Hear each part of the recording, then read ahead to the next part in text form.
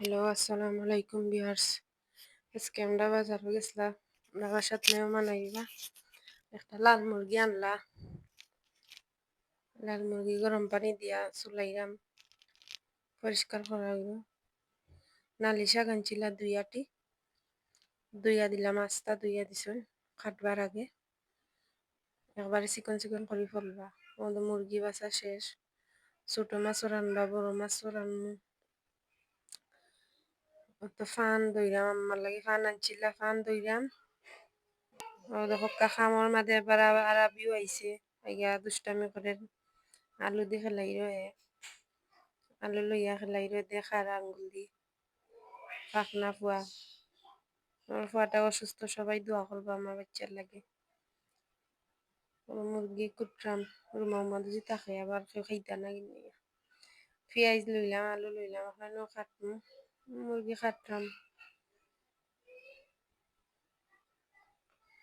আলু আবার লইয়া খেলার ডিম হইছে মুরগির মাঝে। মুরগি কাটমু, চামড়া আলাদা করিলাম। ডিম হইছে বাক্কা, বড় একটা হইছে আর ছোট 3-4টা হইছে ডিম।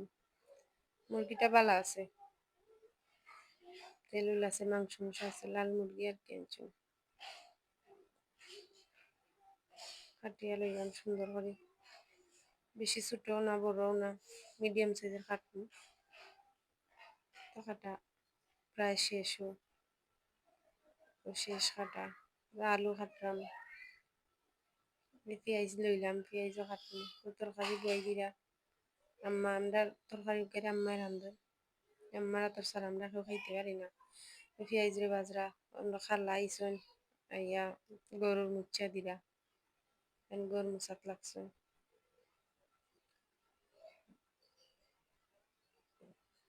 তাই আবার আমরা খামো, হেল্প করি। গরু মুছা তো বই তরকারি বইলা, আদা রসুন দিলা, দিয়া মশলারে বালা করে কষাইবা, একটু লাল লাল করবা, করিয়া পরে দিবা হলুদ, ধনিয়া গুঁড়া, মরিচের গুঁড়া তা দিবা। আগে পেঁয়াজ রসুন দিয়ে বাজবা, লাড়াচাড়া করবা সুন্দর করিয়া। না বাজলে আবার, না কষাইলে আবার মজা লাগতো না। হলুদ দিরা, ধনিয়ার গুঁড়া দিরা, পরিমাণ মতো যার যতটুক লাগে ততটুক দিবা আর কি আপনারা। কষানি গেলে পরে দিবা মাংস, একটু পানি দিলা যাতে মশলাটা পুড়ে না, ফুললে তো আর তরকারি মজা লাগলো না। তো দিরা মশলা বাজরা বালা করি না কষাইলে আবার গন্ধ করবো। জিরার গুঁড়া, জিরা গোয়ামরির গুঁড়া দিরা। আমরা তরকারি আর লাস্টে দেই পাঁচফোড়ন। তো মাংস দিলাই দা, মুরগির মাংস দিয়া বালা করে মিক্স করিয়া দিবা যাতে মশলার লগে লাগে, উলট পালট করিয়া দিবা। সব মাংস দিলাইলা। আর চামড়া হাড্ডি গুটিটা রাখছি আমরা, আরো দিন চানার ডাল দিয়ে রান্না, আজকে আলু দিয়ে রান্না রাখবেন। তো ভালো করে কষাই দিবা। গরম পানি করছি, গরম পানি দিলে তরকারির স্বাদ বাড়ে, ঠান্ডা পানি দিলে তরকারির স্বাদ কমে যায়। আপনারাও চেষ্টা করবা পানি গরম করিয়া মাংস তরকারি দিতা। ওই দিয়ে তখন মাছ বিরান বয় দিছি, কৈফল দিয়ে মাছ রানবা। কৈফল কাটা হয়ে গেছে, ওই দিয়ে সালাদ ফল রান্নায়। ওই দেখুন আমরা রিল্যাক্স বইয়া দেখে আমরা কাম করলাম। মাংস প্রায় কষানি হয়ে গেছে, আলুও দিলাইছে। মাছের তরকারির মধ্যে মশলা দিয়া পেঁয়াজ ভাজা হয়ে গেছে, ধনিয়ার গুঁড়া, হলুদ, মরিচ সবটা দিবা, কাঁচামরিচ দিমইও।